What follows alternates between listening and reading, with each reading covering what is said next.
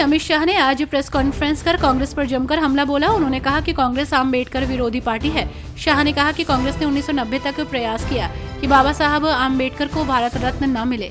आपातकाल का जिक्र करते हुए उन्होंने कहा कि कांग्रेस ने आपातकाल लाकर संविधान के सारे मूल्यों की धज्जियां उड़ा दी।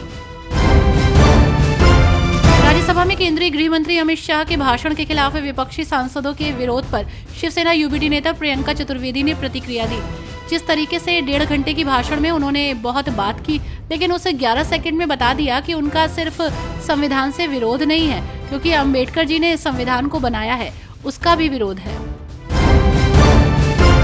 प्रशांत किशोर ने भाजपा पर तंज कसते हुए कहा कि अगर उनके प्रदेश अध्यक्ष को किसी गांव में खड़ा कर दिया जाए तो 10% लोग भी उन्हें नहीं पहचान पाएंगे। उन्होंने दावा किया कि बिहार में भाजपा की हालत बेहद दयनीय है और उनके पास कोई मजबूत चेहरा नहीं है। पीके ने कहा कि भाजपा ने 43 विधायकों के साथ नीतीश कुमार को मुख्यमंत्री बनाकर बड़ी रणनीति को भूल की है। पश्चिम बंगाल की सीएम ममता बनर्जी ने अम्बेडकर पर शाह की टिप्पणी भाजपा की जातिवादी और दलित विरोधी मानसिकता का प्रदर्शन करार दिया।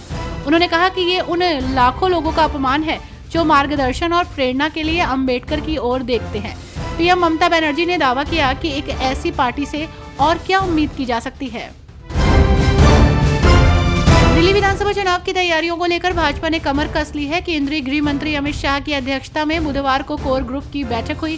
बैठक में पार्टी के चुनाव प्रभारी वैजयंत पांडा, दिल्ली भाजपा अध्यक्ष वीरेंद्र सचदेवा और राष्ट्रीय राजधानी के कुछ सांसद मौजूद थे। बैठक में चुनावी रणनीति पर चर्चा हुई और जल्द ही भाजपा प्रत्याशियों की पहली सूची जारी होने की उम्मीद है।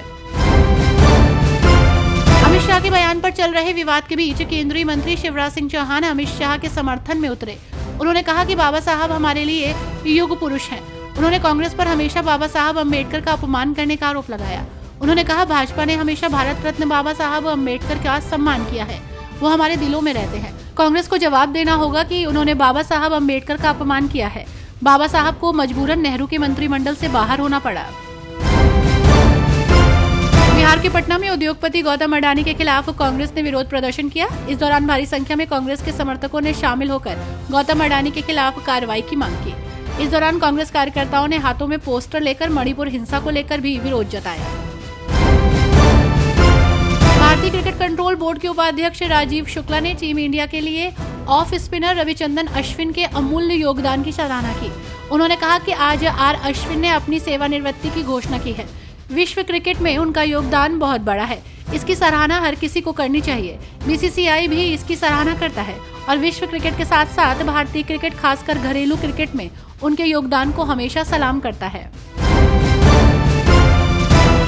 केंद्रीय मंत्री चिराग पासवान ने बी.आर. अम्बेडकर पर गृह मंत्री अमित शाह की टिप्पणी को लेकर कांग्रेस पर जमकर निशाना साधा। उन्होंने कहा कि वे केवल दिखावा कर रहे हैं। कांग्रेस आज बाबा साहब के सम्मान को लेकर चिंता जता रही है। ये वही कांग्रेस है जिसने बाबा साहब अम्बेडकर को जीते जी सम्मान देना जरूरी नहीं समझा। दशकों तक कांग्रेस ने सम्मान देना जरूरी नहीं समझा। यहाँ तक कि संसद में उनकी एक तस्वीर भी, बाबा साहब अम्बेडकर की पहली तस्वीर संसद में तब लगी जब एक गैर कांग्रेसी सरकार सत्ता में आई।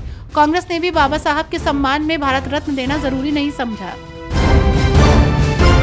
प्रधानमंत्री नरेंद्र मोदी ने जयपुर में राजस्थान सरकार के 1 वर्ष का कार्यकाल पूर्ण होने और पार्वती काली सिंध चंबल लिंक परियोजना के त्रिपक्षीय अनुबंध कार्यक्रम को संबोधित किया।